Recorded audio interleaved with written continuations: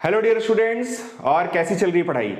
ये है circular motion की 7th नंबर की वीडियो और आज की इस वीडियो में हम वर्टिकल सर्कुलर मोशन के सारे केसेस देखेंगे। टोटल इसमें 5 केसेस होते हैं और उनमें से 1-2 केसेस तो खासे इंपॉर्टेंट है जिससे नीट में, जेई में अक्सर क्वेश्चंस पूछा जाता रहा है और आने वाले टाइम में भी पूछा जाएगा। तो एक पेन कॉपी लेके बैठना और पूरे कॉन्सेंट्रेशन के साथ इस वीडियो को एक बार में जब आप शुरू से लेकर लास्ट तक देखोगे तो ही आपको मैक्सिमम बेनिफिट होगा। सपोज ये आर लेंथ की कोई स्ट्रिंग है, रस्सी है, इसके एक एंड को पॉइंट O पे फिक्स किया गया है और दूसरे एंड से हमने एक m मास का कोई भी बॉल, कोई भी ऑब्जेक्ट कनेक्ट किया है। अब अगर इसे एक हम हॉरिजॉन्टल वेलोसिटी दें, कितनी v, तो depending upon the value of v के डिफरेंट वैल्यूज के लिए इसका बिहेवियर भी अलग अलग होता है। कभी ये ऐसे ऑस्किलेटरी मोशन करेगा, कभी ये लोअर हाफ सर्कल में ऑस्किलेटरी मोशन करेगा, कभी ये यहां तक जाने के बाद स्ट्रिंग स्लैक कर जाएगी, रस्सी ढीली हो जाएगी, उसके बाद ये प्रोजेक्टाइल मोशन करेगा। कभी इसका मोशन ऐसा होगा कि ये जस्ट सर्किल को कंप्लीट भर कर पाए, टॉप मोस्ट पॉइंट पे स्ट्रिंग में टेंशन 0 हो जाएगा, फिर भी ये सर्कल को कंप्लीट भर कर ले जाएगा। इस पर्टिकुलर केस को हम लोगों ने वीडियो नंबर 5 में डिस्कस किया था, बट फिर भी आज मैं सारे केसेस को एक बार फिर से टेकअप करूंगा और आपको समझाऊंगा कि अलग अलग केस में इसमें कौन कौन से क्वेश्चंस बन सकते हैं और उनको हम कैसे सॉल्व करेंगे। और कुछ केसेस में जहां पे आप फंसते हो, जहां पे आपको ज्यादा टाइम लग जाता है, वहां आपको कुछ सुपर ट्रिक्स भी बताएंगे जिनको लगाने के बाद आपके क्वेश्चंस यूं सॉल्व होंगे। फिर कभी ऐसा भी हो सकता है कि इसको ऐसी वेलोसिटी दी जाए कि ये आराम से इस सर्कल को कंप्लीट कर ले जाए। तो इसमें जो टोटल केसेस बनते हैं उन केसेस को एक बार पहले देख लेते हैं। हर केस में इसका बिहेवियर कैसा होता है उसको भी देख लेते हैं ताकि सारे केसेस दिमाग में अच्छे से छप जाएं। उसके बाद एक एक केस को पकड़ेंगे, देखेंगे उसमें कैसे कैसे न्यूमेरिकल्स बनेंगे, क्या क्या इंपॉर्टेंट रिजल्ट्स निकलेगा और उन क्वेश्चंस को हम कैसे सॉल्व करेंगे। So the case number 1 is, जो हमने हॉरिजॉन्टल वेलोसिटी दी है, कहां, सबसे लोवेस्ट पॉइंट पे। इसका वर्टिकल सर्कुलर मोशन जो भी होगा उसमें ये पॉइंट कौन सा पॉइंट है, लोवेस्ट पॉइंट है। यहां पे वेलोसिटी अगर √2rg से कम है, कितनी है, √2rg, जो भी वैल्यू आएगी, अगर आपने जो भी वेलोसिटी दी है ये वेलोसिटी √2rg से कम है, तो याद रखना इसका मोशन ऑस्किलेटरी मोशन होगा। इसका मोशन कैसा होगा, ऑस्किलेटरी मोशन, यानी इसका मोशन कुछ इस तरीके से होगा। फील भी करना है, दिमाग में हर एक केस को याद भी रखना है। इसका मोशन ऐसा कुछ होगा, आपने ऐसे वेलोसिटी दी, इस तरीके से इसका ऐसा कुछ मोशन होगा। इस तरह के मोशन को हम क्या बोलते हैं, ऑस्किलेटरी मोशन। अब इसमें कैसे कैसे क्वेश्चंस बनेंगे, क्या क्या इंपॉर्टेंट पॉइंट्स होंगे, उनको देखेंगे अभी थोड़ी देर में। रुको जरा, सब्र करो।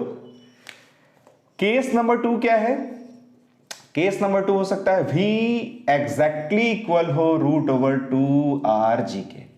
इस केस में भी इसका मोशन ऑस्किलेटरी मोशन होगा, बट इस केस में इसका oscillatory motion complete lower half circle में होगा, यानी ये यहां तक जाएगा, कहां तक, जब स्ट्रिंग हॉरिजॉन्टल हो जाएगी, यहां से लेके यहां तक, ऐसे इसका ऑस्किलेटरी मोशन होगा लोअर हाफ सर्किल में। इसमें क्या हो रहा है, इसमें भी ऑस्किलेटरी मोशन हो रहा है, बट वो एक सर्कुलर आर्क में हो रहा है। और इस वाले केस में क्या हो रहा है, इसका oscillatory motion total lower half circle में हो रहा है, यानी यहां से लेके यहां तक। ये है हॉरिजॉन्टल डायमीटर, यहां से लेके यहां तक, ऑब्जेक्ट यहां से ऐसे यहां जाएगा, फिर यहां से यहां तक जाएगा। किस केस में, केस नंबर 2 में। केस नंबर 1 में क्या होगा, यहां से यहां तक कहीं, या यहां तक कहीं, या यहां तक कहीं जाएगा और ऐसे इसका ऑस्किलेटरी मोशन होगा। 2 केस क्लियर हो गए आपको। केस नंबर 3 क्या होता है, केस नंबर 3 है जब v की वैल्यू √2rg से ज्यादा हो लेकिन √5rg से कम हो। इस केस में क्या होता है, ये सबसे इंपॉर्टेंट केस है, this is the very very important case. इस केस में क्या होगा, अगर आप यहां पे ऐसी वेलोसिटी देते हो जो √2rg से ज्यादा है बट √5rg से कम है, जैसे सपोज √3rg आपने दिया या √7rg/2 दिया, यानी √3.5rg की स्पीड आपने यहां पे दी, तो यहां पे अगर आप ऐसी वेलोसिटी दोगे तो क्या होगा, ये यहां तक कहीं जाएगा। इस वाले केस में क्या हो रहा है, ये यहां तक तो जा ही रहा है, अगर वेलोसिटी और ज्यादा देंगे तो ऑब्वियसली ये और ऊपर तक जाएगा, बट ये सर्कल कंप्लीट नहीं कर पाता। बीच में ही कहीं यानी यहां पे कहीं रस्सी में जो टेंशन है वो हो जाएगा 0, रस्सी स्लैक कर जाएगी। यहां पे ध्यान रहे इसकी स्पीड 0 नहीं होगी, यहां पे कुछ ना कुछ इसकी स्पीड बची रहेगी। स्पीड बची रहती है, टेंशन 0 हो जाता है। फिर से क्या होता है, स्पीड बची रहती है, टेंशन 0 हो जाता है। तो टेंशन अगर 0 हो जाएगा तो अब ये यहां से ऐसा इसका मोशन होगा जैसे यहां से हमने किसी प्रोजेक्टाइल को ऐसे फेंक दिया। तो अब इसका मोशन ऐसा प्रोजेक्टाइल मोशन होता है। प्रोजेक्टाइल मोशन होने के बाद भी जब ये यहां पे आएगा तो एक जर्क लगेगा, ये फिर से ऑस्किलेशन शुरू कर देगा। जैसे इस केस में क्या होगा, आपने जो वेलोसिटी दी वो क्या है, √2rg से ज्यादा है, √5rg से कम है, तो ये यहां तक गया। उसके बाद इसका ऐसे प्रोजेक्टाइल मोशन शुरू हुआ, उसके बाद ऐसे जर्क लगेगा, ये वापस से ऑस्किलेटरी मोशन शुरू करेगा, बट वो बहुत बाद की कहानी है। हमें क्वेश्चन में उतना आगे तक की चीजें नहीं पूछी जाती, यहीं तक पूछा जाता है कि यहां से हाइट बता दो, मैक्सिमम हाइट बताओ, यहां पे स्पीड कितनी होगी वो बताओ, वर्टिकल से एंगल बताओ, ये सारी चीजें पूछी जाती हैं। तो हमें पहले केस क्लियर करना है कि किस पर्टिकुलर वेलोसिटी के रेंज के लिए कौन सा इसमें केस बनेगा। तो अगर वेलोसिटी √2rg से ज्यादा होगी और √5rg से कम होगी तो क्या होगा, ऑब्जेक्ट शुरू में तो वर्टिकल सर्कुलर ट्रैक पे वर्टिकल सर्कुलर मोशन करेगा, बट इस वाले पार्ट में, इस वाले क्वार्टर सर्किल वाले पार्ट में कहीं पे भी इसका टेंशन 0 हो जाएगा, स्ट्रिंग स्लैक कर जाएगी, बट वेलोसिटी बची रहेगी, जिससे ये फिर सर्कुलर मोशन ना करके प्रोजेक्टाइल मोशन करेगा, और प्रोजेक्टाइल मोशन करेगा तो फिर फर्दर क्वेश्चंस इसमें बन सकते हैं। तो ये वाला केस भी क्लियर हो गया। यहां से लेकर अगर इस पॉइंट को हम A पॉइंट कहें, इस पॉइंट को हम B पॉइंट कहें, तो A से B तक का मोशन कैसा होता है, वर्टिकल सर्कुलर मोशन। B के बाद की जर्नी या B के बाद का इसका मोशन कैसा होता है, projectile motion. Very very important. अब इसमें कौन कौन से क्वेश्चंस बनेंगे अभी देखते हैं थोड़ी देर में, फिलहाल सारे केसेस क्लियर कर लिए जाएं। केस नंबर 4 में क्या होगा, क्या हो सकता है, V की वैल्यू एग्जैक्टली √5rg के इक्वल हो। ये मैंने ऑलरेडी वीडियो नंबर 5 में डिटेल में डिस्कस किया हुआ है। अगर हम वर्टिकल सर्कुलर मोशन के सारे कॉन्सेप्ट्स, सारे टाइप्स, जिसमें हम रस्सी से किसी भी ऑब्जेक्ट को बांध के वर्टिकल सर्कुलर मोशन करवाएं, रॉड से किसी भी ऑब्जेक्ट को बांध के वर्टिकल सर्कुलर मोशन करवाएं, किसी भी ऐसे सर्कुलर ट्रैक पे सर्कुलर मोशन हो जिसमें नॉर्मल रिएक्शन लगे और आगे जाके नॉर्मल रिएक्शन 0 हो जाए, या उसमें भी पूछा जाए कि लोएस्ट पॉइंट पे वेलोसिटी कितनी होगी जिससे कि वो सर्कुलर ट्रैक को कंप्लीट कर ले जाएगा, ऐसा केस हो, या सर्कुलर ट्यूब में किसी ऑब्जेक्ट को नीचे से फेंका जाए और वो सर्कुलर मोशन करे, या फिर ऐसा कोई हेमिस्फीयर हो, बॉल हो, यहां से किसी ऑब्जेक्ट को छोड़ा जाए और ये वर्टिकल सर्कुलर मोशन करता हुआ नीचे है। इसमें बहुत सारे केसेस बनते हैं। उन सभी केसेस को, उनमें जो भी इंपॉर्टेंट हमें कंक्लूजन्स मिलता है उनको, और उस पर बेस्ड न्यूमेरिकल्स को अगर देखा जाए, एक्सप्लेन किया जाए, तो एटलीस्ट मुझे तो कम से कम 3 से 4 घंटे चाहिए। तो उतनी लेंथ की वीडियो बनाना थोड़ा प्रैक्टिकली ठीक नहीं होगा। तो इसलिए वीडियोस कई पार्ट्स में, अगर आप वर्टिकल सर्कुलर मोशन के सारे फंडे एकदम अच्छे से हमेशा हमेशा क्लियर करना चाहते हैं, तो मेरे चैनल पे सर्कुलर मोशन चैप्टर में वीडियो नंबर 5, वीडियो नंबर 6, आज की ये वीडियो यानी वीडियो नंबर 7, और अगली वीडियो यानी वीडियो नंबर 8, ये जब 4 वीडियोस आप देखेंगे पूरे कंसंट्रेशन के साथ, तो आपको वर्टिकल सर्कुलर मोशन का हमेशा हमेशा के लिए कॉन्सेप्ट एकदम अच्छे से क्लियर हो जाएगा। तो v is equal to √5rg अगर होगा तो क्या होगा, इस केस में अगर यहां पे वेलोसिटी √5rg हम देते हैं तो ये सर्कुलर ट्रैक को कंप्लीट कर ले जाता है। क्या होता है, इस सर्कल को या सर्कुलर ट्रैक को कंप्लीट कर ले जाता है, बट टॉप मोस्ट पॉइंट पे टेंशन की वैल्यू 0 होती है। टॉप मोस्ट पॉइंट पे टेंशन की वैल्यू 0 होती है, बट फिर भी ये अपने सर्कल को कंप्लीट कर लेता है। यहां पे हम लोगों ने टेंशन भी निकाला था, 6 mg आया था, यहां टेंशन 3 mg, यहां टेंशन 0, फिर से टेंशन 3 mg, और यहां पे टेंशन फिर से 6 mg। यहां से यहां तक जाने में टेंशन लगातार घटता है, यहां से यहां तक आने में टेंशन लगातार बढ़ता है, यहां से यहां तक जाने में वेलोसिटी भी लगातार घटती है, यहां से यहां तक आने में वेलोसिटी लगातार बढ़ती है। यहां पे वेलोसिटी अगर √5rg के जस्ट इक्वल आप देंगे तो यहां पे जो वेलोसिटी बचेगी वो होगी √3rg, और यहां पे जो वेलोसिटी बचती है वो होती है √rg, उसको बोलते हैं क्रिटिकल वेलोसिटी या क्रिटिकल स्पीड। फिर वैसे ही जब ये यहां से यहां आता है तो यहां पे भी स्पीड √3rg होती है, यहां पे फिर से √5rg होती है। तो √5rg के जस्ट इक्वल अगर यहां पे स्पीड आप दोगे तो क्या होगा, इस सर्किल को जस्ट कंप्लीट करता है, यहां पे स्ट्रिंग में टेंशन 0 होता है, यहां पे इसके सर्कुलर मोशन के लिए नेसेसरी सेंट्रीपिटल फोर्स mg से मिलता है और ये सर्कुलर मोशन जस्ट कंप्लीट भर कर पाता है। अब उसके बाद इसमें केस नंबर, इसके सारे न्यूमेरिकल, सारे इसमें जितने भी इंपॉर्टेंट चीजें निकल के आती हैं वो वीडियो नंबर 5 में ऑलरेडी मैंने बता दिया है।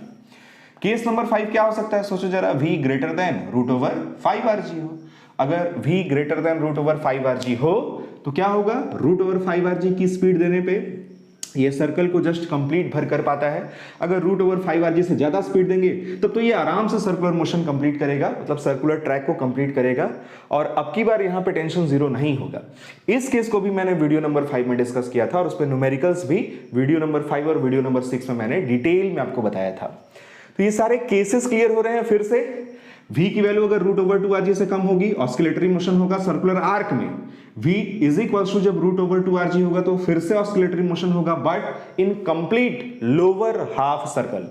अगर v की वैल्यू √2rg से ज्यादा होगी और √5rg से कम होगी तो ये यहां कहीं तक पहुंचेगा, स्ट्रिंग में टेंशन कहीं पे 0 हो जाएगा और स्ट्रिंग स्लैक कर जाएगी। इसके बाद इसमें स्पीड अभी भी बची रहती है, स्पीड बची रहती है, टेंशन 0 हो जाता है। फिर ये ऐसे पैराबोलिक पाथ पे प्रोजेक्टाइल मोशन करता है। अगर v की वैल्यू एग्जैक्टली √5rg के इक्वल हो तो ये जस्ट सर्कुलर ट्रैक को कंप्लीट भर कर पाता है और अगर v की वैल्यू √5rg से ज्यादा हो तब तो बहुत ही आराम से ये सर्कुलर ट्रैक को कंप्लीट करेगा, तब टॉप मोस्ट पॉइंट पे टेंशन भी होगा। इस केस नंबर 4 और केस नंबर 5 में ऑब्जेक्ट का जो भी बिहेवियर है उसको हम बोलते हैं, या इस केस को हम बोलते हैं, इस कंडीशन को हम बोलते हैं कंडीशन ऑफ लूपिंग। क्या बोलते हैं, कंडीशन ऑफ लूपिंग। ये क्या है, यह है कंडीशन ऑफ प्रोजेक्टाइल और ये क्या है, यह है कंडीशन ऑफ ऑस्किलेटरी मोशन। तो इसमें टोटल 3 कंडीशंस बन सकती हैं मोशन के हिसाब से। पहला कंडीशन ऑफ ऑस्किलेशन, दूसरा कंडीशन ऑफ प्रोजेक्टाइल और तीसरा कंडीशन ऑफ लूपिंग।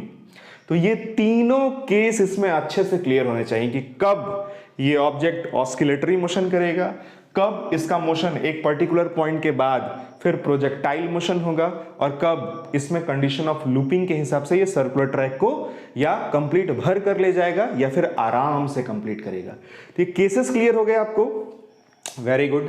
अब आगे बढ़ते हैं, इसमें देखते हैं कि केस नंबर 1 में क्या क्या क्वेश्चंस बन सकता है और क्या क्या इंपॉर्टेंट पॉइंट्स निकल के आते हैं। तो सारे केसेस अच्छे से क्लियर हो गए होंगे अब आपको। तो बढ़ते हैं आगे केस नंबर 1 की तरफ। केस नंबर 1 में वंस अगेन r लेंथ की स्ट्रिंग है, इसका एक एंड फिक्स है, दूसरे एंड से m मास का कोई भी ब्लॉक कनेक्ट करके इसे एक हॉरिजॉन्टल वेलोसिटी दी गई है और जो वेलोसिटी दी जा रही है वो क्या है, वो √2rg से कम है। तो मैंने क्या कहा है, इस केस में क्या होगा, ये सर्कुलर आर्क में ऑस्किलेटरी मोशन करेगा। सपोज ये पॉइंट A है तो ये यहां कहीं B पॉइंट तक जाएगा, फिर वापस लौटेगा और यहां C पॉइंट तक जाएगा। इसमें आपसे बहुत सारी चीजें पूछी जा सकती हैं, पहले हमें समझना है इसमें क्या क्या पूछा जा सकता है। इस पॉइंट पे वेलोसिटी की वैल्यू 0 होगी, क्यों भाई, ये यहां से यहां तक जाता है, रुकता है तभी तो वापस आता है। तो यहां पे जो ऑब्जेक्ट है वो मोमेंटरली रेस्ट स्टेट में आता है, ध्यान रखना, यहां पे और यहां पे इसकी फाइनल वेलोसिटी होगी 0। ये अपने इनिशियल पोजीशन से, जिसको मीन पोजीशन भी बोलते हैं, जितना एंगुलरली डिस्प्लेस होगा, सपोज अगर ये एंगल अल्फा है तो यहां भी एंगल अल्फा ही बनेगा, ध्यान रखना। अगर इधर ये अल्फा डिग्री तक डिस्प्लेस होगा तो इस तरफ भी वो अल्फा डिग्री तक ही डिस्प्लेस होगा।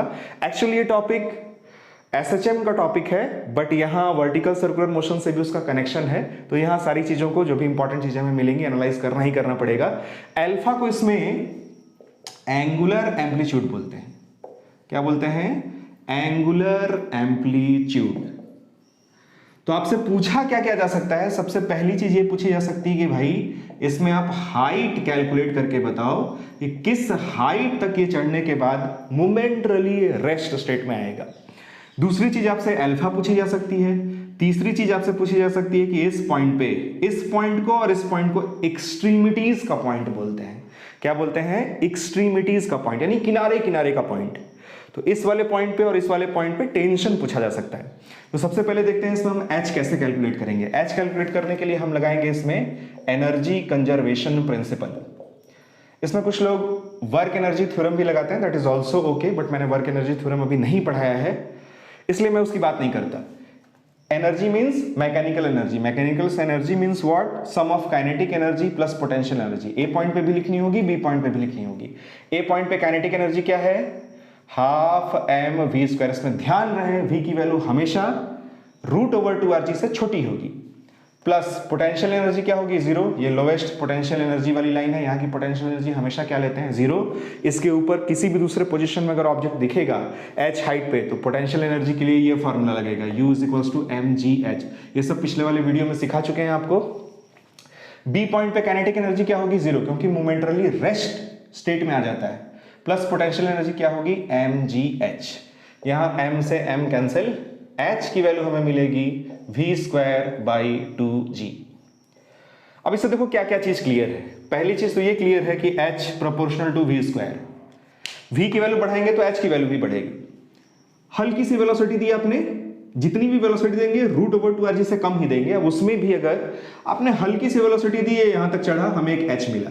v अगर थोड़ा ज्यादा करेंगे तो ये और ऊपर तक चढ़ेगा, h की वैल्यू ज्यादा होगी। v की वैल्यू और बढ़ाएंगे और ऊपर तक चढ़ेगा, h की वैल्यू और ज्यादा होगी, बट h की वैल्यू हमेशा इस वाले पोजीशन से कम ही रहेगी। अब उसमें भी देखिए आप, पहला चीज ये क्लियर हो गया। दूसरी चीज, इफ v = एग्जैक्टली √/2rg हो जाए तो v² स्क्वायर रूट हट जाएगा, 2rg आएगा, 2rg divided by 2g, 2g cancel, h = हमें मिलेगा r। यानी v की वैल्यू जब एग्जैक्टली √/2rg के होगी तो ये सीधे यहां से यहां पहुंचेगा, स्ट्रिंग हो जाएगी हॉरिजॉन्टल। ये h हमें मिलेगा रेडियस r के इक्वल, वो होगा हमारा केस नंबर 2। बट मैथमेटिक्स यहीं से हमें बता रहा है कि अगर v की वैल्यू आप √/2rg पुट करोगे तो h की वैल्यू r होगी। यानी ये यहां से इस पोजीशन में जाएगा और ऐसे हो जाएगा, फिर यहां से वापस इस पोजीशन में आएगा, ऐसे ऐसे इसका ऑस्किलेशन होगा। बट अभी ऑस्किलेशन कैसे होगा, सर्कुलर आर्क में, लोअर हाफ सर्किल में नहीं होगा, सर्कुलर आर्क में होगा। ये क्लियर हो गया आपको। तीसरी चीज यहां से क्या क्लियर है, if v is less than √/2rg हो तो v² क्या होगा, लेस देन 2rg होगा। अगर 2rg यहां पुट करें तो 2g से 2g कैंसिल। जब v² की वैल्यू 2rg से छोटी होगी तो 2g कैंसिल होने पे आएगा h लेस देन r। यानी यहां भी मैथमेटिक्स इस वाले केस को डिस्क्राइब कर रहा है कि अगर v की वैल्यू √/2rg से छोटी होगी तो h r से छोटा होगा। h r से छोटा होगा मतलब ये कभी भी यहां तक नहीं चढ़ेगा। तो ये क्लियर हो गया। इसमें क्या क्या इंपॉर्टेंट चीजें हैं, h निकाल लिया हमने, इसको याद करने की जरूरत नहीं है। आप इस तरह से कितने रिजल्ट्स याद करोगे, पॉसिबल नहीं है प्रैक्टिकली। मेथड समझना है, कॉन्सेप्ट समझना है, उसको अप्लाई करना आना चाहिए। ऐसे इंपॉर्टेंट कंक्लूजन्स हर चैप्टर्स में मिलते हैं। जब एक चैप्टर में हमें 2-3 इंपॉर्टेंट चीजें देखने को मिलती हैं तो हमें लगता है कि याद कर लें, न्यूमेरिकल्स में हम अप्लाई करते हैं, खुश हो जाते हैं, बहुत जल्दी न्यूमेरिकल सॉल्व हो जा रहा है। बट जब आप पूरी फिजिक्स पढ़ लोगे, पूरा mechanics, mechanical properties of matter, heat, light wave, electrostatics, magnetism, nuclear physics, computer वाला फिजिक्स, सब ये सब जब पढ़ लोगे आप तो बहुत सारे ऐसे इंपॉर्टेंट पॉइंट्स मिलेंगे, बहुत सारे इंपॉर्टेंट फॉर्मूले मिलेंगे, सबको प्रैक्टिकली याद करना पॉसिबल नहीं है। तो कंसेप्ट क्लियर होना चाहिए। इसमें हम लोगों ने क्या किया, एच कैलकुलेट करने के लिए एनर्जी कंजर्वेशन वाला फॉर्मूला यूज किया। उसके बाद अगर आपसे कह दिया जाए कि ये एंगुलर एम्पलीट्यूड अल्फा कैलकुलेट करके बताओ, तो अल्फा कैलकुलेट करने के 2 तरीके हैं। कितने तरीके हैं, 2 तरीके। पहला तरीका देखो आप, ये क्या है, h, ये पूरा क्या था, r, तो ये बचा कितना, r माइनस h। इसमें कोई डाउट नहीं है, पूरे r में से ये h हमने माइनस कर दिया तो कितना बचा, r माइनस h। ये जो OB है ये भी तो स्ट्रिंग की ही लेंथ है, ये भी r के ही इक्वल होगी। इस ट्राइंगल में देखो आप, इस ट्राइंगल में हमें ये पता है बेस और 90 डिग्री के सामने वाली साइड पता है, तो क्या cos अल्फा लेने पे अल्फा की वैल्यू नहीं मिल जाएगी, बिल्कुल मिल जाएगी। तो cos अल्फा लेने पे कितना आएगा, r minus h divided by h। ये है हमारा एंगुलर एम्पलीट्यूड कैलकुलेट करने का formula. Alpha is equals to cos inverse लगा लेना, इसको इधर लिख देते हैं कुप्चे में, cos alpha is equals to r minus h divided by h। ये फॉर्मूला तब यूज करेंगे जब हम h या तो गिवन हो या हमने h कैलकुलेट कर लिया हो। एक तरीका और है इस अल्फा को कैलकुलेट करने का, वो कैसे कैलकुलेट करेंगे। अब फिर से ध्यान से देखो, ये है r, ये है अल्फा, तो r का ये जो कंपोनेंट होगा वो आएगा r cos अल्फा, इसमें कोई डाउट नहीं है। ये पूरी लेंथ कितनी है, यहां से लेके यहां तक, ये है r, उसमें से अगर ये length which is r cos alpha minus कर दें तो ये जो h है हमें ये मिलेगा r minus R cos alpha. दिख रहा है एकदम क्लियरली, इसमें कोई डाउट नहीं है आपको। चाहे तो आप इसमें से r कॉमन भी ले सकते हैं, 1 माइनस कॉस अल्फा। अब यहां पे इस h की वैल्यू पुट कर देते हैं, r 1 minus cos alpha is equals to V square divided by 2g। यहां से 1 माइनस कॉस अल्फा की वैल्यू मिलेगी V square divided by 2rg। यहां से कॉस अल्फा की वैल्यू मिलेगी 1 minus V square by 2rg। Finally यहां से कॉस अल्फा की वैल्यू हमें मिलेगी 2rg minus V square divided by 2rg। एक फॉर्मूला ये भी है, वंस अगेन मैं यही कहूंगा कि फॉर्मूला याद करने की जरूरत नहीं है, बट प्रोसेस भी पता होना चाहिए। अगर ये फॉर्मूला याद है तो अच्छी बात है, 2rg minus V square divided by 2rg। इसमें v कहां की स्पीड है, इस वाले बॉटम मोस्ट पॉइंट पे स्पीड है। जो भी स्पीड क्वेश्चन में गिवन होगी तुरंत इसमें पुट करेंगे, तुरंत अल्फा की वैल्यू हमें मिल जाएगी। एच कैलकुलेट करने के लिए क्या करेंगे, एनर्जी कंजर्वेशन मेथड यूज करेंगे। इसमें अल्फा क्या है, एंगुलर एम्पलीट्यूड। इस वैल्यू को भी यहां लिख देते हैं, cos alpha is equals to 2rg minus V square divided by 2rg। कोई डाउट नहीं है यहां तक। अच्छा, अब अगर इसमें यहां पे आपसे टेंशन पूछा जाए, टेंशन में एक बड़ा इंपॉर्टेंट पॉइंट है। इंपॉर्टेंट पॉइंट क्या है, ध्यान से सुनना, कान खोल के। इस पर्टिकुलर ऑस्किलेटरी मोशन में टेंशन इन द स्ट्रिंग कभी भी जीरो नहीं होगी। चाहे ऑब्जेक्ट यहां पे हो, चाहे यहां पे हो, चाहे यहां पे, चाहे यहां पे, चाहे इधर यहां पे हो, यहां पे, स्ट्रिंग में टेंशन कहीं भी जीरो नहीं होगी। टेंशन वेरी करेगी, यहां पे टेंशन सबसे ज्यादा होगी, ऊपर जाएगा टेंशन कम होगा, जब उधर से लौटेगा फिर से टेंशन बढ़ेगा, बट टेंशन वेरी करेगा।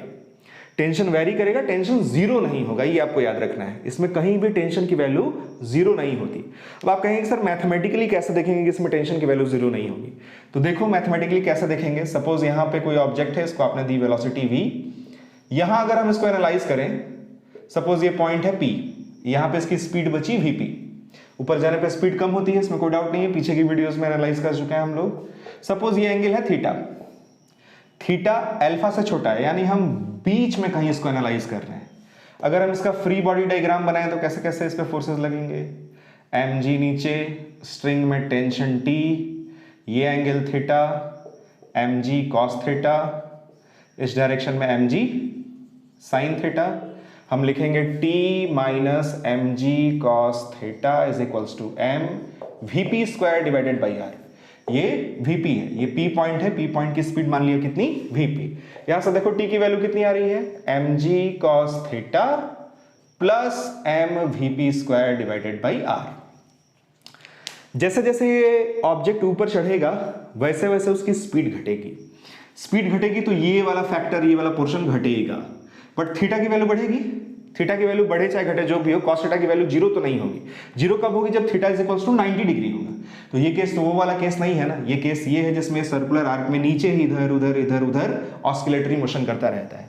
तो अगर इनके बीच में ये कहीं जीरो भी हो जाए, यानी इस पॉइंट पे और इस पॉइंट पर अगर हम सोचें तो vp जीरो भी हो जाएगा, तो ये वाला फैक्टर जीरो नहीं होगा ना। m की कुछ ना कुछ वैल्यू होगी, g की कुछ ना कुछ वैल्यू होगी, थीटा की value 45 degree, 60 degree, 75 degree, 30 degree कुछ ना कुछ होगी, तो टेंशन हमें मिलेगा। यानी इस वाले पोजीशन में कहीं भी टेंशन जीरो नहीं हो सकता।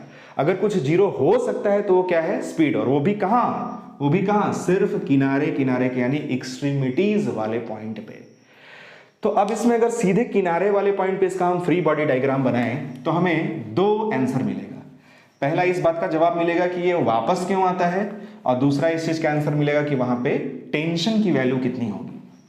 तो किनारे वाले पॉइंट पे फिर से एक एफबीडी बनाते हैं। यह है शुरू वाली पोजीशन, यहां से हमने speed the v which is less than √2rg। यहां कहीं जाने के बाद ये रेस्ट में आ गया, इसका v फाइनल हो गया 0। ये एंगल है अल्फा। यहां पे इसका फ्री बॉडी डायग्राम बनाए तो mg इधर, ये एंगल भी अल्फा, इधर होगा mg cos अल्फा, इस डायरेक्शन में mg sin अल्फा। स्ट्रिंग में टेंशन होगा नॉट इक्वल टू 0 होगा।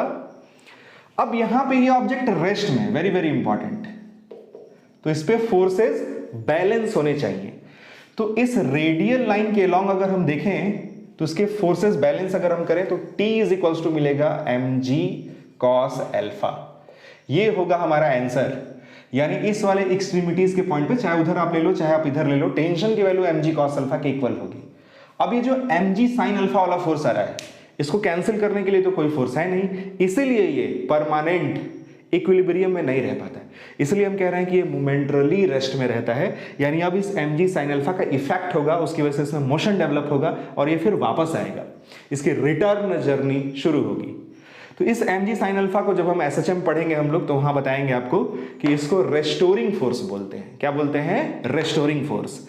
तो mg sin अल्फा की वजह से वापस आता है, इस एक्सट्रीमिटीज वाले पॉइंट पे वेलोसिटी जीरो होती है, टेंशन की वैल्यू होती है mg cos अल्फा। तो यहां खत्म होता है आपका case number 1। But case number 1 में जो इंपॉर्टेंट पॉइंट्स हमें मिले, उन पॉइंट्स को हमें लिखना चाहिए। देखो क्या क्या इंपॉर्टेंट पॉइंट मिला। केस नंबर 1 क्या है?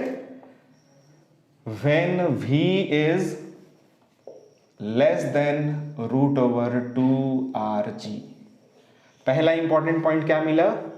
मोशन कैसा होगा भाई? मोशन होगा ऑस्किलेटरी, ऑस्किलेटरी और इन सर्कुलर आर्क। दूसरी इंपॉर्टेंट चीज क्या मिली? Tension is not equal to 0 anywhere, यानी कि रस्सी में जो टेंशन है वो कहीं भी 0 नहीं होता। थर्ड इंपॉर्टेंट पॉइंट हमें क्या मिला? v is equals to 0। v मतलब जो हमने वेलोसिटी दी है वो नहीं, v जनरल वेलोसिटी है। यहां को छोड़ने के बाद कहीं पे भी अगर वेलोसिटी हम देखें तो vp लिखते हैं, समझ जाओगे आप? vp मतलब किसी भी जनरल पॉइंट की वेलोसिटी। vp हमें 0 मिलती है कहां? Only at extremities. सिर्फ किनारे किनारे के पॉइंट्स पे ही हमें वेलोसिटी क्या होती है? 0 मिलती है। उसके बाद और हमने क्या इसमें फाइंड आउट किया था? इसमें हमने अल्फा फाइंड आउट किया था। अल्फा की वैल्यू के लिए ये दोनों फॉर्मूले हैं, प्रोसेस मैंने बता ही दिया है आपको। उसके बाद हम लोगों ने h निकाला था, h की वैल्यू कितनी आई थी? v²/rg आई थी। ये भी आपको याद करने की जरूरत नहीं है, इसके लिए क्या लगाएंगे? एनर्जी कंजर्वेशन मेथड लगाएंगे। और t की वैल्यू हमें मिली थी एक्सट्रीमिटीज के किनारे वाले पॉइंट पे, t is equals to what? mg cos theta. कहां पे? ओनली एट एक्सट्रीमिटीज पे। ठीक, इसमें कुछ कुछ और इंपॉर्टेंट पॉइंट है वो मैं बोल रहा हूं, अगर आपको इंपॉर्टेंट लगे तो लिख लेना, अगर आप नोट्स बनाते हो, नहीं तो सुन लो। यहां से यहां तक जाने में इसकी काइनेटिक एनर्जी कम होती है, पोटेंशियल एनर्जी बढ़ती है। यहां से यहां तक जाने में स्पीड घटेगी तो काइनेटिक एनर्जी भी घटेगा, हाइट बढ़ रहा है तो पोटेंशियल एनर्जी बढ़ेगा। ऊपर से जब ये नीचे आता है तब उसकी काइनेटिक एनर्जी बढ़ती है, पोटेंशियल एनर्जी घटती है। बट अगर टोटल एनर्जी की बात करें, यानी kinetic energy plus potential energy, तो वो हमेशा कांस्टेंट रहेगी। इस पॉइंट पे, इस पॉइंट पे, इस पॉइंट पे, चाहे यहाँ चाहे यहाँ, हर जगह जो टोटल काइनेटिक मतलब टोटल एनर्जी है, यानी काइनेटिक एनर्जी और पोटेंशियल एनर्जी का जो सम है वो हर जगह कांस्टेंट रहता है। ये इंपॉर्टेंट पॉइंट हो गया। उसके बाद इसमें यहां से यहां तक आने में स्ट्रिंग में जो टेंशन है वो लगातार इंक्रीज होगा। यहां से यहां तक आने में स्पीड लगातार क्या होगी? बढ़ेगी, वो बता चुके हैं आपको। टेंशन लगातार क्या होगा? इंक्रीज होगा। यहां पे भी हो सकता है आपसे टेंशन क्वेश्चन में पूछ लिया जाए, तो यहां पे टेंशन अगर कैलकुलेट करना होगा तो बहुत ही सिंपल है। मैंने पिछले वाली वीडियो में जब न्यूमेरिकल्स मैंने आपको बताया था, तो कहीं भी अगर टेंशन पूछा जाए तो वहां हमें क्या करना चाहिए? सीधे सीधे उसका फ्री बॉडी डायग्राम बनाकर उस पर जो सेंट्रीपिटल फोर्स लग रहा है उसकी वैल्यू फाइंड आउट करके तुरंत हम चाहे तो टेंशन निकाल सकते हैं। देख लो, अगर टेंशन पूछा जाएगा इन केस, तो यहाँ पीडी कैसे बनेगा? mg नीचे, t ऊपर वाला फोर्स ज्यादा होगा। कभी भी forces along radial line circular motion में बैलेंस नहीं होते, अब तक तो याद हो गया होगा आपको। क्या लिखेंगे? t minus mg is equals to mv² divided by r। v की वैल्यू क्वेश्चन में जो भी गिवन होगी वो यहाँ पुट कर देंगे और टेंशन की वैल्यू को कैलकुलेट कर लेंगे। तो इस पर क्वेश्चन करते हैं। क्वेश्चन करने से आपको एकदम अच्छे से क्लियर हो जाएगा कि इसमें बाकी चीजें कैसे कैलकुलेट हो रही हैं। तो क्वेश्चन में क्या ले लें? नीचे वाले पॉइंट पे वेलोसिटी √2rg से कम लेनी है। √rg ले लें, आई होप आपको बुरा नहीं लगेगा। √rg ले लेते हैं। तो क्वेश्चन क्या बना? क्वेश्चन बना कि भाई एक r लेंथ की स्ट्रिंग है, इससे एक m मास का ब्लॉक कनेक्ट किया, यहां velocity the which is √rg। सबसे पहला क्वेश्चन, बताओ इसका मोशन कैसा होगा? आप बोलोगे इसका मोशन ऑस्किलेटरी मोशन होगा इन सर्कुलर आर्क। एकदम अच्छे से क्लियर है, फील हो रहा है। फिर आपसे पूछा जाएगा कि भाई अगर ये यहाँ से यहाँ तक पहुँचा तो आप ये अल्फा बताओ और साथ ही साथ आप ये एच भी कैलकुलेट करके बताओ। फिर से हम प्रोसेस से बता रहे हैं, फॉर्मूला यूज नहीं करेंगे। इस पॉइंट को ए मान लिया जाए, इस पॉइंट को बी मान लिया जाए। दो लाइन में आंसर आएगा, E A is equals to E B. A point पे kinetic energy half M V square, square करेंगे स्क्वायर रूट हट जाएगा, potential energy zero. B point पे kinetic energy zero, potential energy M G H, M से M cancel, G से G भी cancel, H is equals to आ गया R by two. Radius की आधी ऊंचाई तक उठेगा, यानी फिगर मेरे ख्याल से टेक्निकली सही नहीं है, ये थोड़ा और ऊपर जाएगा, तो सही कर लेते हैं, ये यहाँ तक कहीं जाएगा। और ये जो हमारा h है ये हमने कैलकुलेट कर लिया, ये कितना आ गया r बाई टू। अब अगर आपसे कहा जाए कि ये अल्फा कैलकुलेट करो, तो कैसे मैंने बताया था कि ये अगर r बाई टू है तो ये बची हुई लेंथ भी r बाई टू होगी। ये हमारा r है, इस वाले ट्राइंगल में लगा देंगे cos alpha, r by two divided by r से r cancel, 1 by two, alpha is equals to आ गया 60 डिग्री। अरे वाह, इतनी प्यारी सी वैल्यू मिल गई। अल्फा की वैल्यू भी निकल गई, टी की वैल्यू आप कैलकुलेट कर लोगे, उसमें कोई डाउट नहीं है। तो एंगुलर एम्पलीट्यूड भी निकल गया, हाइट भी निकल गया। अब अगर यहीं पे आपसे टेंशन पूछ लिया जाए, यहां पर टेंशन कैलकुलेट कर लोगे, एम जी कॉस अल्फा की वैल्यू कॉस 60 डिग्री, ठीक। यहां पे अगर टेंशन पूछ दिया जाए कि अगर रिटर्न होगा या जिस टाइम पे इसको फेंका गया वहीं पे टेंशन बता दो, तो टेंशन कैसे कैलकुलेट करेंगे। यहां पे एफबीडी बनाएंगे, एम जी नीचे, स्ट्रिंग में टेंशन टी ऊपर, इक्वेशन क्या लिखेंगे, T minus M G is equals to M V square divided by R. T minus M G is equals to M V square कितना होगा, वी स्क्वायर कितना होगा R G divided by R, R से R cancel, T is equals to हमें मिलेगा M G plus M G, that is 2mg। कोई doubt नहीं है यहां तक। तो इस तरह का क्वेश्चन क्लियर हो जाएगा, आराम से कर लोगे आप। तो अब आगे बढ़ते हैं केस नंबर 2 की तरफ। तो अब बढ़ते हैं आगे केस नंबर 2 की तरफ। केस नंबर 2 में जो वेलोसिटी दी गई है वो एग्जैक्टली इक्वल है किसके, रूट ओवर 2rg के। तो मैंने क्या बताया था, ये कहां तक पहुंचेगा, यहां तक पहुंचेगा, यानी स्ट्रिंग कैसी होगी, हॉरिजॉन्टल। प्रूफ करते हैं मैथमेटिकली।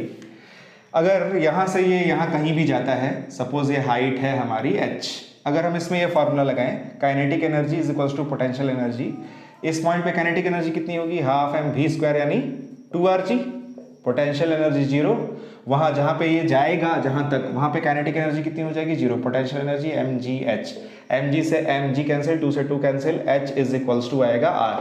मैथमेटिक्स खुद ही बता रहा है कि ये H is equals to R तक उठेगा, यानी ये कहां तक जाएगा, यहां तक। स्ट्रिंग कैसी हो जाएगी, हॉरिजॉन्टल। वैसे ही ये इधर भी आएगा यहां तक, स्ट्रिंग कैसी हो जाएगी, हॉरिजॉन्टल। यहां से यहां से यहां, ऐसे ऑस्किलेटरी मोशन करेगा in complete lower half circle. ये होगा केस नंबर 2। अब इसमें इंपॉर्टेंट पॉइंट्स क्या क्या हैं वो देखते हैं सीधे। इंपॉर्टेंट पॉइंट्स में नंबर 1, यहां क्या केस है, v एग्जैक्टली इक्वल टू है रूट ओवर 2rg के।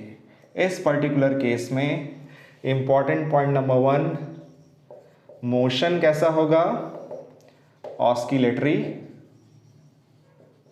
In complete lower half circle, ठीक, इसमें कोई डाउट नहीं है। दूसरी इंपॉर्टेंट चीज क्या है, यहां पे इसका v फाइनल क्या होगा, 0।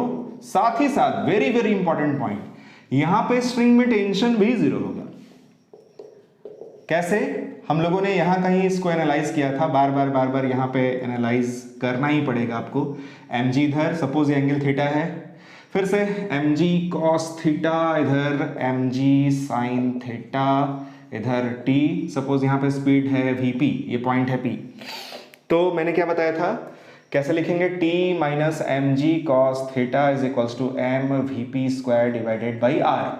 वहां पे इस वाले पॉइंट पे थीटा की वैल्यू कितनी हो चुकी होगी, 90 डिग्री। यहां पे वेलोसिटी कितनी हो जाएगी, 0। तो अगर आप v की वैल्यू 0 पुट करो और थीटा की वैल्यू 90 पुट करो, cos 90 की वैल्यू 0 और ये भी 0, यहां से टेंशन आपको क्या मिलेगा, टेंशन की वैल्यू आपको मिल जाएगी 0। तो मैथमेटिकली भी आप देख सकते हैं कि वहां पे और यहां पे जब स्ट्रिंग हॉरिजॉन्टल हो जाएगी तो टेंशन 0 हो जाएगा। बट टेंशन सिर्फ और सिर्फ यहीं 0 होगा, एल्सवेयर कहीं भी टेंशन 0 नहीं होगा। तो दूसरा इंपॉर्टेंट पॉइंट क्या मिला कि एट एक्सट्रीमिटीज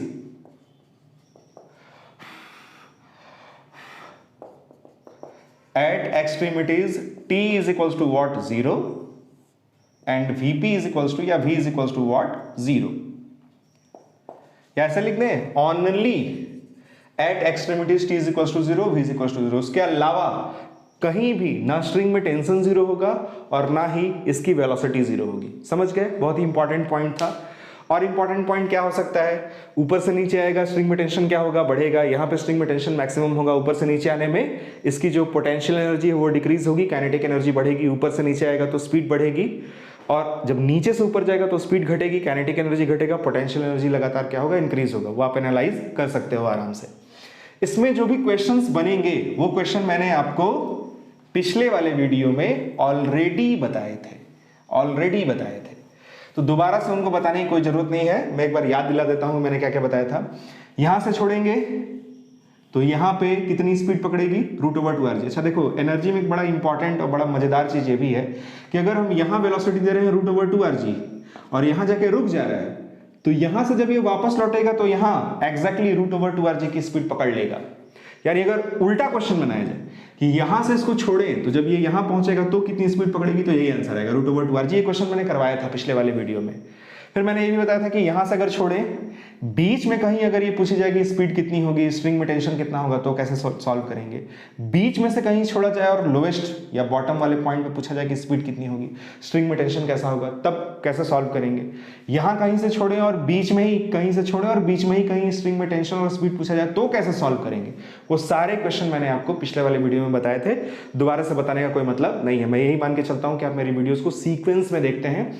नहीं देखते तो अब मैं क्या कर सकता हूं, मैं वीडियो बना के अपलोड ही कर सकता हूं। बाकी मेरी वीडियोस को देखना, उससे नॉलेज गेन करना, नोट्स बनाना, ये सब आपकी जिम्मेदारी है। तो अब आगे बढ़ते हैं इसमें। अगर मैं आपसे पूछूं कि इतना जो भी कुछ आपने पढ़ा है इसको अगर आप सम अप करो और कंडीशन ऑफ ऑस्किलेशन लिखो, क्या लिखो, कंडीशन ऑफ ऑस्किलेशन। तो कंडीशन ऑफ ऑस्किलेशन क्या होगा, कंडीशन ऑफ ऑस्किलेशन होगा v must be less than और इक्वल टू √/2rg। इसमें हम लोगों ने दो केस पढ़े, जब v लेस देन √/2rg हो और एक जब v is equals to exactly √/2rg हो। इस केस में क्या होगा, सर्कुलर आर्क में इसका ऑस्किलेशन होगा, इसमें complete half lower half circle में इसका ऑस्किलेशन होगा। इस वाले केस में टेंशन कहीं भी 0 नहीं होता, वेलोसिटी सिर्फ किनारे किनारे वाले पॉइंट पे 0 होती है। इस वाले केस में किनारे किनारे वाले पॉइंट पे न सिर्फ टेंशन 0 होता है बल्कि वेलोसिटी भी 0 हो जाती है। इसमें भी ऑस्किलेशन होगा, उसमें भी ऑस्किलेशन होगा। क्लियर हो गया? चलिए इसका एक क्वेश्चन मैं आपको बता देता हूं जिससे पिछला वाला रिवाइज हो जाएगा एटलीस्ट, और आपको थोड़ा बहुत चीज समझ में आ जाएगा कि कैसे इसमें क्वेश्चंस बनेंगे। सपोज इसमें किसी रस्सी से एक m मास के ब्लॉक को हमने कनेक्ट किया, ये एंड फिक्स है, हॉरिजॉन्टल पोजीशन से हमने इसको छोड़ दिया, क्या होगा, ये स्विंग करेगा और आपको पता होना चाहिए यहां से यहां जाएगा फिर यहां से यहां आएगा। बट क्वेश्चन में ये पूछा जा रहा है कि जब ये यहां कहीं पहुंचेगा और इस इनिशियल पोजीशन से इसका ये एंगल बनेगा थीटा, और सपोज ये पॉइंट है P, आप यहां पे नंबर 1 स्पीड बता दो, Vp की वैल्यू क्या होगी ये कैलकुलेट करके बता दो, स्ट्रिंग में टेंशन क्या होगा एट पॉइंट P ये कैलकुलेट करके बता दो, उसके बाद सेंट्रीपिटल एक्सेलरेशन की वैल्यू कैलकुलेट करके बता दो, टेंजेंशियल एक्सेलरेशन बता दो और साथ ही साथ टोटल एक्सेलरेशन भी बताओ। इस तरह का क्वेश्चन मैंने नहीं करवाया था, तो देखो यहां कैसे सॉल्व करेंगे। स्पीड कैलकुलेट करते हैं हम सबसे पहले, टेंशन निकालने से भी पहले मैंने बताया था क्या कैलकुलेट कर लेना चाहिए, स्पीड। इस पॉइंट को मान लिया जाए A, ये पॉइंट है P, लगाएंगे कौन सा formula, EA is equals to what, EP। A point पे काइनेटिक एनर्जी कितनी होगी, 0। यहां से इसको छोड़ा जा रहा है, फेंका नहीं जा रहा है, छोड़ेंगे तो काइनेटिक एनर्जी कितनी होगी, 0। पोटेंशियल एनर्जी होगी mg, ये वाली पॉइंट लोएस्ट पोजीशन वाली पॉइंट है, यहां से इसका हमें ये हाइट चाहिए, क्या चाहिए, हाइट चाहिए। स्ट्रिंग की लेंथ भी गिवन है r, ये अगर r है तो r का ये वाला जो कंपोनेंट है वो आएगा r cos थीटा, और जो ये वाला कंपोनेंट है ये आएगा r sin थीटा। तो हमें क्या चाहिए, हमें हाइट चाहिए, कितनी होगी, r sin थीटा। तो mg h की जगह हो गया हमारा r sin theta. Is equals to P point पे काइनेटिक एनर्जी कितनी होगी, half M V P square, potential energy हो जाएगी 0, कुछ कटेगा, m से m कैंसिल, vp स्क्वायर की वैल्यू मिलेगी 2rg sine theta, hence vp की वैल्यू यहां से हमें मिल जाएगी √2rg साइन थीटा। कोई डाउट नहीं है, जनरल क्वेश्चन मैंने करवाया है। थीटा की वैल्यू 30 डिग्री अगर दे दी जाती तो साइन 30 डिग्री की वैल्यू 1/2, 2 से 2 कट जाता, vp आता √rg। समझ गए कैसे कैलकुलेट हो रहा है। फिर क्या कैलकुलेट करना है, टीपी यानी टेंशन एट पॉइंट पी। तो वीपी आ गया, अब इसको मिटा देते हैं। टेंशन कैसे कैलकुलेट करते हैं, क्या बताया था मैंने फंडा। देखो वर्टिकल सर्कुलर मोशन के क्वेश्चन में ना दो ही ब्रह्मास्त्र यूज होते हैं, एक एनर्जी कंजर्वेशन का कॉन्सेप्ट यूज होता है और एक होता है एफसी सेंट्रीपिटल फोर्स का कॉन्सेप्ट, और कोई कॉन्सेप्ट यूज नहीं होता है। तो यहां पे अगर हम इसका एफबीडी बनाएं, एमजी लगेगा नीचे, स्ट्रिंग में टेंशन लगेगा TP along the string away from the body. उसके बाद अब क्या करेंगे, इसमें फोर्सेस को मैंने क्या बताया था, अलोंग रेडियल लाइन और टेंजेंशियल लाइन रिजॉल्व करना चाहिए। कोई पूछे कि ये एंगल कितना होगा, तो ये एंगल होगा थीटा। जो एंगल दो लाइंस के बीच में होता है वही उनकी परपेंडिकुलर लाइंस के भी बीच में होता है। ये न्यूटन्स लॉज ऑफ मोशन से बताते चले आ रहे हैं, अब तक तो याद हो गया होगा अगर आप रेगुलर मेरी वीडियोस देखते होंगे। तो ये रेडियल लाइन है, इसके परपेंडिकुलर ये टेंजेंशियल लाइन, ये हॉरिजॉन्टल लाइन है, उसका परपेंडिकुलर ये वर्टिकल। तो अगर यहाँ एंगल थीटा है तो ये एंगल भी थीटा होगा, तो ये आएगा mg cos थीटा और ये आएगा हमारा mg sin थीटा। ये दोनों फोर्सेस कभी बैलेंस नहीं होंगे, ये वाला फोर्स ज्यादा होगा। क्या लिखेंगे, TP minus mg sin theta is equals to m vp square divided by r। vp की वैल्यू ये रही, TP minus mg cos theta is equals to m, vp square करेंगे स्क्वायर रूट हटेगा 2rg sin थीटा और divided by r, cancel हो जाएगा r से r हो गया कैंसिल। तो TP की वैल्यू आ गई ये mg sin थीटा, सही है। तो ये cos थीटा कहां से आ गया, यहां sin थीटा है, TP minus mg sin theta is equals to r से r कैंसिल, ये हो गया 2mg sin थीटा। तो फाइनली यहां से इसको करेक्ट कर लेना भाई, बाई मिस्टेक cos थीटा हो गया था, पता नहीं कैसे cos थीटा हो गया। TP की वैल्यू यहाँ कितनी आ जाएगी, ये उधर जाएगा 2mg sin थीटा और mg sin थीटा ये आ गया 3mg sin थीटा, टेंशन में निकल जाएगा। सपोज अगर थीटा की वैल्यू 30 डिग्री दी गई होती तो कितना था टेंशन, 3/2 mg। कैलकुलेट कर लोगे टेंशन भी। अब क्या पूछा है कि AC बताओ, AC का फॉर्मूला क्या होता है। AC के बहुत सारे फॉर्मूले होते हैं, यहाँ कौन सा फॉर्मूला लगाना चाहिए, यहाँ लगाना चाहिए हमें AC is equals to V square divided by R। V किस पॉइंट पे, P पॉइंट पे। तो VP हम लोगों ने निकाला था, यह था √2rg sin थीटा, स्क्वायर करेंगे 2rg sin theta divided by R, ये कैंसिल होगा, AC की वैल्यू हमें मिलेगी 2g sin थीटा, ये आ गया AC। अब इसमें ये जो mg cos थीटा वाला फोर्स है ये है टेंजेंशियल फोर्स, इसकी वजह से जो एक्सेलरेशन मिलेगा वो होगा टेंजेंशियल एक्सेलरेशन। तो लगाया जाए Ft is equals to MAT, tangential force is equals to mass times tangential acceleration. Tangential force कितना है, mg cos theta is equals to mass times tangential acceleration, calculate करना है, m से m कैंसिल, AT की value मिल गई g cos theta. और इसमें कह रहा है कि टोटल एक्सेलरेशन बताओ। तो इस पॉइंट पे इसमें दो एक्सेलरेशन है, एक एक्सेलरेशन है AC सेंट्रीपिटल वाला और एक एक्सेलरेशन है AT टेंजेंशियल वाला। तो इन दोनों का जो रिजल्टेंट होगा वो कुछ ऐसे होगा, ये होगा हमारा A टोटल यानी टोटल एक्सेलरेशन। तो टोटल एक्सेलरेशन कैसे कैलकुलेट करेंगे, दो परपेंडिकुलर वेक्टर्स का रिजल्टेंट कैसे निकालते हैं, A टोटल आ जाएगा यहां से square root AC square plus AT square.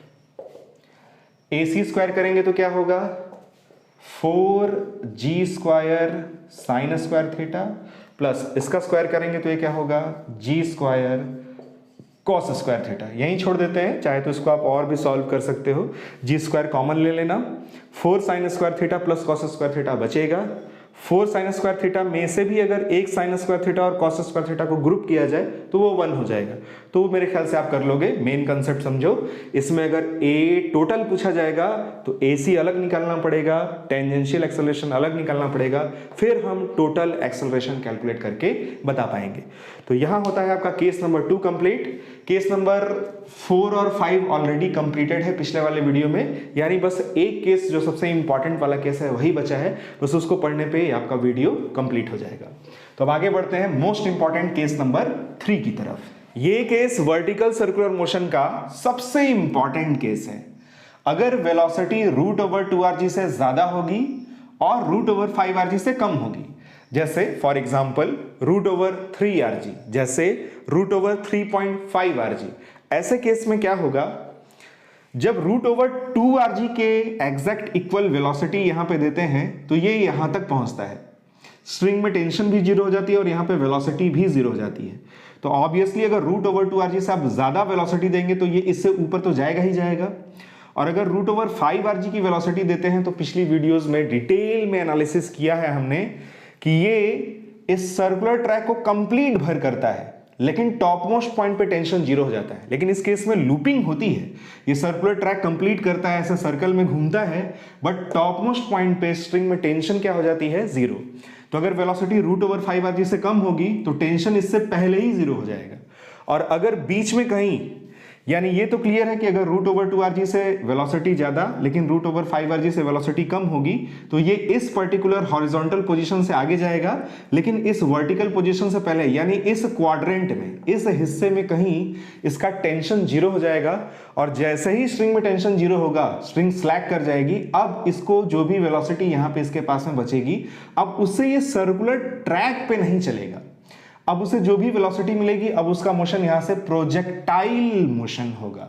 तो ये बहुत ही इंपॉर्टेंट केस है। सबसे पहले इसमें समझना है आपको कि इस केस में होगा क्या, फिर इस केस में कैसे कैसे क्वेश्चंस बनेंगे और उन्हें हम कैसे क्विकली सॉल्व करेंगे। तो ये क्लियर हो रहा है आपको कि इस केस में क्या होगा। इस केस में पहली बात, यहां पे टेंशन 0 होता था, कब, जब वेलोसिटी दी जाती थी √2rg के। फिर यहां पे भी टेंशन 0 होता था, कब, जब यहां पे वेलोसिटी दी जाती थी √5rg के इक्वल। तो टेंशन और वेलोसिटी अगर आप √2rg से ज्यादा और √5rg से कम देंगे तो स्ट्रिंग में टेंशन इन्हीं के बीच में कहीं 0 होगी। यानी इस पूरे वर्टिकल सर्कुलर मोशन में हमने जितने भी केसेस पढ़े हैं उसमें अगर टेंशन कहीं 0 हो सकता है तो वो यही वाला रीजन है, इंक्लूडिंग दीज 2 पॉइंट्स, इन दोनों पॉइंट्स के साथ और बीच के किसी भी बिंदु में टेंशन 0 हो सकता है। इसके अलावा टेंशन कहीं भी 0 नहीं हो सकता। अगर आपने सर्कुलर मोशन ऐसे करवाया है तब, अगर सर्कुलर मोशन ऐसे करेंगे तो क्या होगा, इस वाले हिस्से में कहीं भी टेंशन 0 हो सकता है, इंक्लूडिंग दीज 2 पॉइंट्स।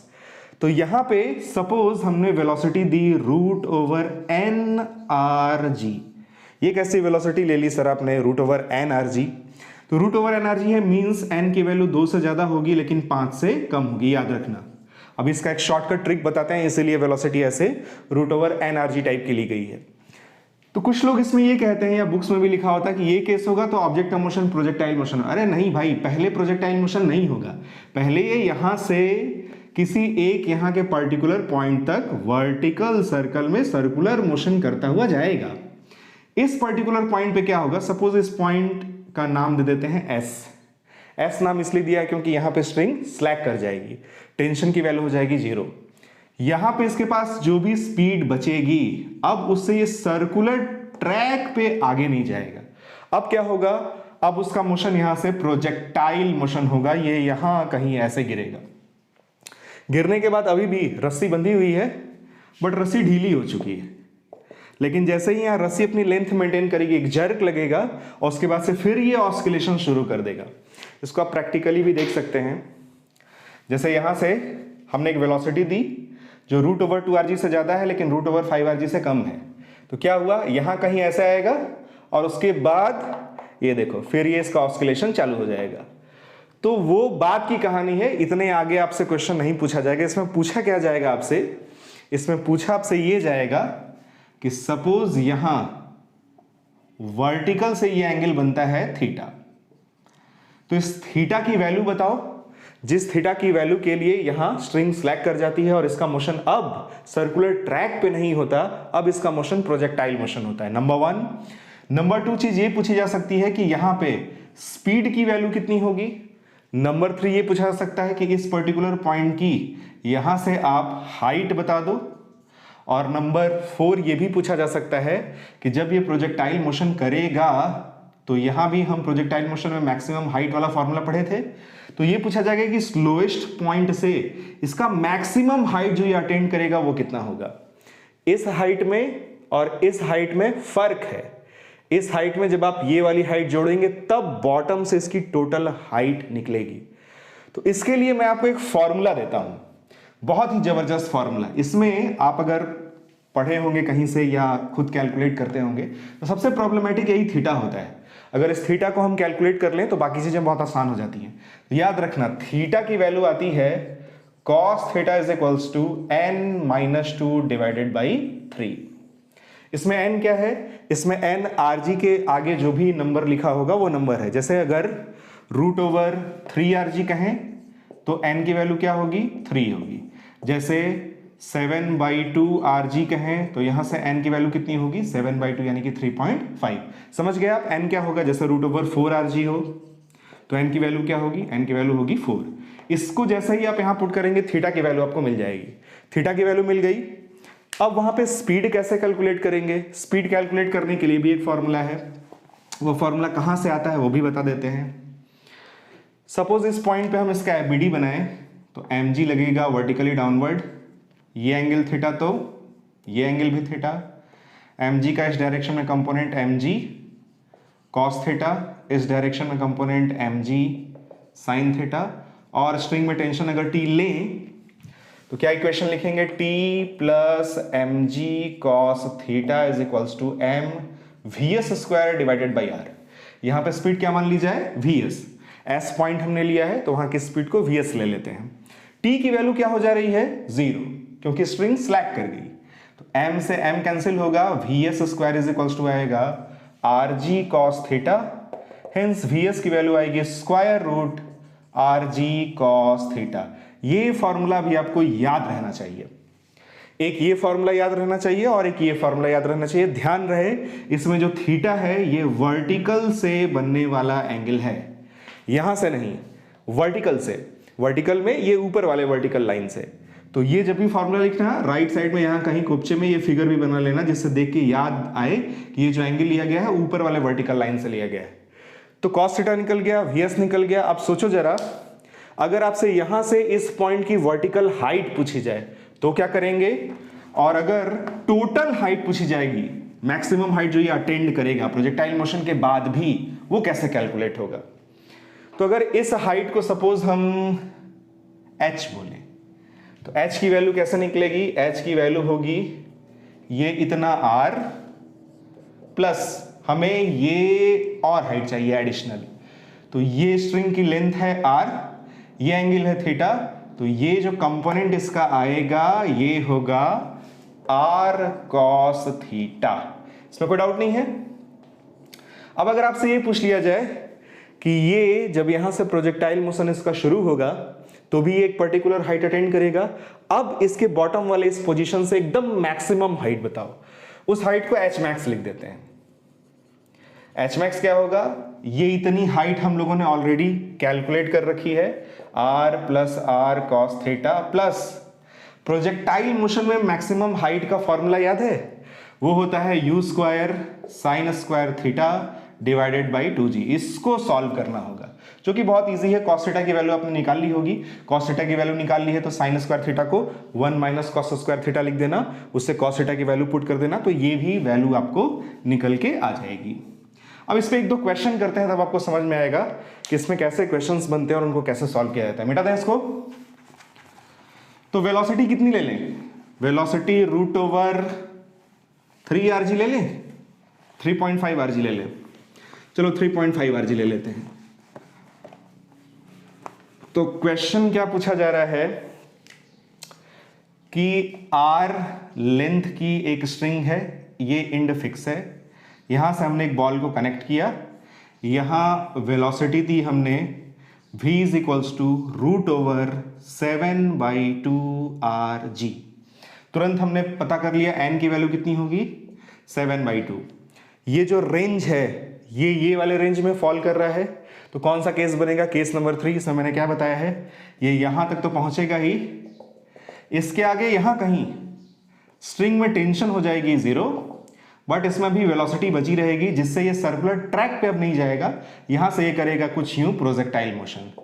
अब हम इसमें सबसे पहले ये कैलकुलेट करना है, find the value of theta. उसके बाद अगर इस पॉइंट को हम एस कहें तो वीएस भी कैलकुलेट करना है, ये वाली हाइट एच कैलकुलेट करनी है, और उसके बाद ये हाइट एच मैक्स भी कैलकुलेट करनी है। यही सारी चीजें इसमें आपसे पूछी जाएंगी। तो सबसे पहले कैलकुलेट करते हैं cos theta. Cos theta is equals to क्या होगा, क्या फॉर्मूला बताया था मैंने, n-2/3। n की वैल्यू कितनी होगी 7/2, 7/2 - 2 डिवाइडेड बाई 3 कितना आएगा, कितना आएगा, ये आएगा 4, 7 - 4 यानी 3, ये आएगा 3/2 और ये भी 3 है, ये कैंसिल 1/2। थीटा की वैल्यू आ गई 60 डिग्री। नीचे से एंगल कहेंगे तो 120 डिग्री, ऊपर से कहेंगे तो 60 डिग्री। नीचे से 120 डिग्री के एंगल के बाद यहां पे स्ट्रिंग स्लैक कर जाएगी और अभी भी उसमें स्पीड बचेगी, जिससे वो फर्दर अब सर्कुलर ट्रैक पे नहीं जाएगा, प्रोजेक्टाइल मोशन करेगा। अब आपको क्या निकालना है, अब आपको निकालना है वीएस। वीएस निकालने के लिए क्या फॉर्मूला बताया था मैंने, √RG cos थीटा। थीटा ऊपर से लिया गया है, √RG cos थीटा की वैल्यू 60 डिग्री, cos 60 डिग्री 1/2, यह आएगा √1/2 RG। ये VS भी निकल गया। अब हमसे इस H को पूछ रहा है कि ये H बता दो आप कितना होगा। तो H कैलकुलेट करने के लिए क्या करेंगे, H कैसे कैलकुलेट होगा, H कैलकुलेट करने के लिए देखा जाए H क्या होगा, H इज इक्वल्स टू होगा R + R cos थीटा। क्यों भाई, ये एंगल थीटा तो ये एंगल भी थीटा, ये इतना R और R में आपने फर्दर ऐड किया R cos थीटा। तो ये अभी इस बॉटम मोस्ट पोजीशन से यहां पे जहां स्ट्रिंग स्लैक करती है उसकी वर्टिकल हाइट हम कैलकुलेट कर रहे हैं। तो ये आएगा H is equals to R + R cos theta की वैल्यू थी 60 डिग्री, ये आएगा R + R/2 that is 3R/2। ये आ गया। अब उसके बाद अगर H मैक्स पूछे तो H मैक्स कैसे कैलकुलेट करेंगे, H मैक्स क्या आएगा, वो आएगा H प्लस इसमें ये वैल्यू जोड़नी होगी u² sin² theta divided by 2g। ये कितना कैलकुलेट किया है हमने 3R/2 प्लस u² में यहां पे जो इसकी वेलोसिटी है वही तो u होगी प्रोजेक्टाइल मोशन का। प्रोजेक्टाइल मोशन में अगर अच्छा ये वाला एंगल भी थीटा होगा, ये वाला एंगल भी थीटा होगा, ये एंगल अगर थीटा है तो ये एंगल भी थीटा होगा। जो एंगल दो लाइंस के बीच में होता है वही उनकी परपेंडिकुलर लाइंस के भी बीच में होता है। इस वर्टिकल लाइन का परपेंडिकुलर ये हॉरिजॉन्टल लाइन, इस रेडियल लाइन का परपेंडिकुलर ये टेंजेंशियल लाइन। तो प्रोजेक्टाइल मोशन में अगर हमें इनिशियल वेलोसिटी पता हो और हॉरिजॉन्टल से एंगल पता हो तो हम उस प्रोजेक्टाइल का each and everything find out कर सकते हैं। हम उसका टाइम पीरियड भी निकाल सकते हैं, हम उसका रेंज भी निकाल सकते हैं, हम उसका एच मैक्स भी निकाल सकते हैं, हम उसका इक्वेशन ऑफ ट्रेजेक्टरी भी निकाल सकते हैं, उसका पूरा इतिहास भूगोल पता किया जा सकता है। कब, बस हमें यू और थीटा पता हो। तो यहाँ पे जो वीएस है यही इसका यू बनेगा और ये हॉरिजॉन्टल से एंगल थीटा ही होगा। तो u² की जगह VS², VS अभी हम लोगों ने निकाला था, VS कितना आया था, VS आया था √RG cos 60 डिग्री यानी RG/2। उसका स्क्वायर करेंगे तो यह आएगा RG/2। उसके बाद sin² थीटा, इसको लिखेंगे 1 - cos² थीटा। cos थीटा की वैल्यू है cos 60 डिग्री यानी 1/2, उसका स्क्वायर करेंगे यह आएगा 1/4 और डिवाइडेड बाई 2g। तो इस g से ये g हो जाएगा कैंसिल। अब इसको सॉल्व करना है। सॉल्व करने में आराम से माइंड को बैलेंस करके धीरे धीरे सॉल्व करना चाहिए। कभी कभी एग्जाम में क्या होता है, तो फिजिक्स के क्वेश्चन को सॉल्व करने में बहुत सारे प्रोसेसेस इन्वॉल्व होते हैं। पहले आप कोई क्वेश्चन देखते हो तो समझते हो कि किस चैप्टर का है, किस टॉपिक का है, उसका पूरा फोल्डर खुलता है दिमाग में कि क्या क्या पढ़े हैं हम लोग। उसके बाद उसके जो भी कॉन्सेप्ट्स पढ़े हो आप उस चैप्टर के, वो उस पर्टिकुलर क्वेश्चन में आप अप्लाई करते हो। फिर कुछ इक्वेशंस बनते हैं, यहाँ से कोई वैल्यू निकाल के यहाँ घुसेड़ते हो, यहाँ से कोई वैल्यू निकाल के उधर ले जाते हो, फिर कुछ न्यूमेरिकल उसमें वैल्यू पुट करके उसका आप कैलकुलेशन करके उसको कैलकुलेट करते हो। कभी अगर उसमें कैलकुलेशन मिस्टेक हो जाए तो बहुत अखरता है, घर पे जाके जब आप चेक करते हो तो मालूम चलता है कि अरे यार ये तो क्वेश्चन गलत हो गया। और बड़ी खास बात ये है कि एग्जाम में किसी पर्टिकुलर क्वेश्चन में हमसे क्या गलती होने वाली होती है वो भी जो क्वेश्चन पेपर सेट करता है, जो ऑप्शन सेट करता है, वो जानता है इस बात को। इसलिए जो भी जहां पे मिस्टेक होने वाली रहती है उसके अकॉर्डिंग जो आंसर आने वाला रहता है वो भी आपको ऑप्शंस में दिखेगा। आपको लगेगा करे ऑप्शन आ गया इसका मतलब मेरा सही है, बट घर पर जाकर आप जब आंसर शीट से उसको मिलाते हो तो मालूम चलता है कि क्वेश्चन गलत हो गया। तो ऐसा नहीं करना है, आराम से धीरे धीरे माइंड को बैलेंस करके सॉल्व करना है क्वेश्चन। तो यहां पहले पार्ट में क्या रहा है 3r/2 प्लस यहां कितना आएगा, ये आएगा 4 - 1 3/4, 3/4 में ऊपर आया 3r/4 × 2 8 और 8 × 2 ये होगा 16। तो यहां से h मैक्स की वैल्यू हमें मिलेगी 16, ले लेते हैं एलसीएम, ये होगा 24r + 3r, यानी फाइनली h मैक्स की वैल्यू आएगी, ये होगी 27r/16। ये होगा हमारा फाइनल आंसर। तो क्वेश्चन क्लियर हो गया। एक क्वेश्चन और देखते हैं, सपोज यहां पे लोएस्ट पॉइंट पे अगर वेलोसिटी दे दी जाए √3rg, कितनी वेलोसिटी दे दी जाए √3rg, और आपसे कहा जाए कि आप इन सारी चीजों को बताओ। ऊपर वाले वर्टिकल लाइन से एंगल बताओ जहां स्ट्रिंग स्लैक करेगी, उस पर्टिकुलर पॉइंट पे स्पीड बताओ, मैक्सिमम हाइट बताओ। तो इसको कैलकुलेट करने के लिए क्या करेंगे, कितनी स्पीड दी गई √3rg, यानी n की वैल्यू कितनी हो गई 3, √2rg से ज्यादा है, √5rg से कम है, यही वाला केस बनेगा। यहां कहीं स्ट्रिंग में टेंशन हो जाएगा 0, यहां पे पॉइंट s ले लेते हैं vs, इसके बाद ये करेगा ऐसे प्रोजेक्टाइल मोशन। हमें यहां से इसका ये मैक्सिमम हाइट भी बताना है, vs भी बताना है, और वर्टिकल से ये वाला एंगल भी बताना है। सबसे पहले क्या करेंगे, लगाएंगे cos θ = n - 2/3, n की वैल्यू कितनी है 3, 3 - 2 यानी आ गया 1/3। थीटा की वैल्यू कितनी हो जाएगी cos इनवर्स 1/3। उसके बाद vs मैंने बताया था क्या निकालते हैं √rg cos θ, ये आएगा √rg/3। कोई डाउट नहीं है, vs भी निकल गया। उसके बाद h मैक्स अगर निकाला जाए तो कैसे निकलेगा, पहले यहां से यहां तक जाएंगे r प्लस ये वाली हाइट उसमें जोड़ेंगे, ये एंगल थीटा होगा, ये आएगा r cos θ। उसके बाद ये एंगल भी थीटा होगा। अब ये बना एक प्रोजेक्टाइल की इनिशियल स्पीड vs, हॉरिजॉन्टल से एंगल थीटा, तो जो ये हाइट ये अटेंड करेगा ये होगा u² sin² थीटा / 2g। क्यों ना इसको 1 - cos² थीटा लिख दिया जाए, क्योंकि हमें cos थीटा की वैल्यू पता है। तो ये आएगा r + r, cos थीटा की वैल्यू 1/3 प्लस u² कितना होगा, vs² करेंगे तो स्क्वायर रूट हटेगा, ये आएगा rg/3, 1 - cos² theta, cos theta की वैल्यू 1/3 है, स्क्वायर करेंगे आएगा 1/9। वीडियो को पॉज करके चाहे तो आप खुद से भी इसको ट्राई कर सकते हो और फिर लास्ट में चला के चेक करना है कि आपका आंसर सही है या नहीं।